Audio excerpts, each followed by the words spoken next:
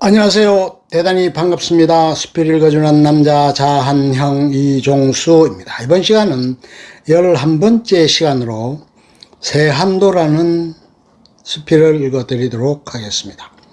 세한도. 예전에 소전 손재형이라는 분이 있었다. 한국 서예의 대가이셨다.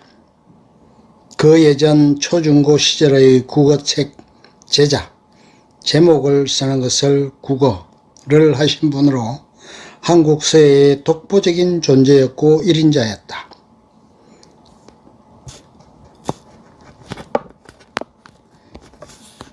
이분이 해방하기 전전해쯤인 1943년 즈음에 김홍도의 세한도가 일본으로 건너갔다는 소식을 전해 듣고는 부랴부랴 그 세한도를 구하기 위해 일본으로 건너갔다. 후지스카라는 일본인이 세한도를 갖고 본국으로 귀국한 것이다. 100여일을 하루도 빠지지 않고 문안을 드리고 간청을 했다. 그러자 후지스카가 세한도를 주겠다고 한다. 단 자기 아들에게 유서를 써서 자신이 죽으면 세한도를 당신에게 주도록 하겠다는 것이었다. 다시 10여일을 간청한 끝에 겨우 세한도를 받아낼 수 있었다. 한 가지 안타까운 소식은 세한도를 반납한 한 달여가 지난 후 후지스카의 집이 폭격을 당해 완전 소실되어 버리고 말았다는 것이다. 오세창, 정인보 등이 감상문을 쓰기도 할 정도로 귀한 작품이었다. 현재는 손창건이라는 부인이 개인 소장 중이라고 한다. 참으로 귀한 것이 아닐 수 없다. 세한도는 1844년 김정희가 58세 되던 해에 아끼던 제자 이상적에게 여러 가지로 자신에게 마음 써줌에 대한 답례로 그려 보내준 것이다. 세한도는 부리설란도와 함께 김정희 그림의 쌍벽을 이루는 백미이다. 갈필과 금묵의 묘미가 절묘하게 어우러진 문인화로서 제주도 유배 중에 그려졌다. 세한도는 국보 제180호로 지정되어 있다. 제자 이상적은 이 그림을 영경으로 가져가 여러 문객들에게 보여주고 감상문을 받아와 그것을 같이 연결시켜 놓았을 정도였다. 그 인원이 16명이었다고 한다. 그 이후 이 그림은 이상적의 제자 김병선에게 전해졌고 그것이 그의 아들 김준학에게 전수되었다. 그러다가 자취를 감추고 말았다. 그러던 차에 인사동과 북경을 왔다 갔다 하던 일본인 후지스카에게 북경에서 발굴되게 되었다.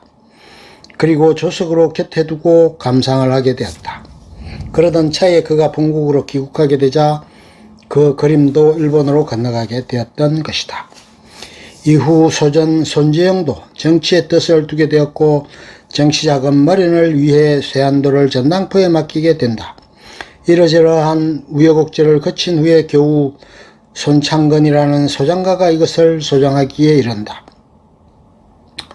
세한도는 국보로 이름이 높고 그 가치 또한 최고의 명작으로 손꼽히고 있는 것이다. 선비의 전형을 보여주는 발문의 해석을 잠시 감상해 보려고 한다. 지난해 1843년 헌종 9년에 만학집과 대운산 방집 두 권을 붙여주었고 금년에 또 우경이 지은 황천경 세문편을 붙여주었다. 이들 책은 모두 세상에서 언제나 구할 수 있는 책이 아니라 천만리 먼 곳에서 구입한 것이고 여러 해를 거듭하여 입수한 것으로 한때에 해낸 일이 아니다. 그리고 세상의 도도한 풍조는 오로지 건세가와 재력가만을 붙잡는 것이다. 이들 책을 구하려고 이와 같이 마음을 쓰고 힘을 소비하였는데 이것을 건세가와 재력가에게 갖다 주지 않고 도리어 바다 건너 외딴섬에 초췌하게 기양살이를 하고 있는 내게 마치 세인들이 건세가와 재력가의 고맙게 부처듯이 안겨주었다. 사마천은 권세나 이익 때문에 사귄 경우에는 권세나 이익이 바닥나면 그 교제가 멀어지는 법이라고 하였다. 그대 역시 세속의 거센 풍조 속에 살아가는 한 인간이다. 그런데 어찌 그대는 권세가와 재력가를 붙잡는 세속의 도도한 풍조로부터 초연히 벗어나 권세나 재력을 잣대로 삼아 나를 대하지 않는단 말인가? 사마천의 말이 틀렸단 말인가? 공자께서 1년 중에서 가장 추운 시절이 된 뒤에야 소나무와 잣나무가 그대로 푸르름을 간직하고 있음을 알게 된다라고 말씀하셨다. 나무와 잣나무는 자체를 통해 늘 잎이 지지 않는 존재이다. 엄동이 되기 이전에도 똑같은 소나무와 잣나무요, 엄동이 된 이후에도 변함없는 소나무와 잣나무이다. 그런데 성인께서는 유달리 엄동이 된 이후에 그것을 칭찬하셨다. 지금 그대가 나를 대하는 것을 보면 내가 공경에 겪기 전에 더 잘 대해주지 않았고 공경에 처한 후에도 더 소홀히 대해주지 않았다.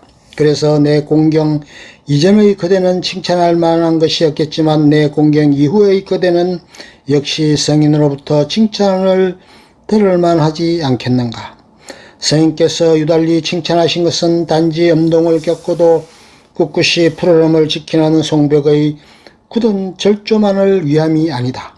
역시 엄동을 겪은 때와 같은 인간은 어떤 역경을 보시고 느끼신 바가 있었을 것이다.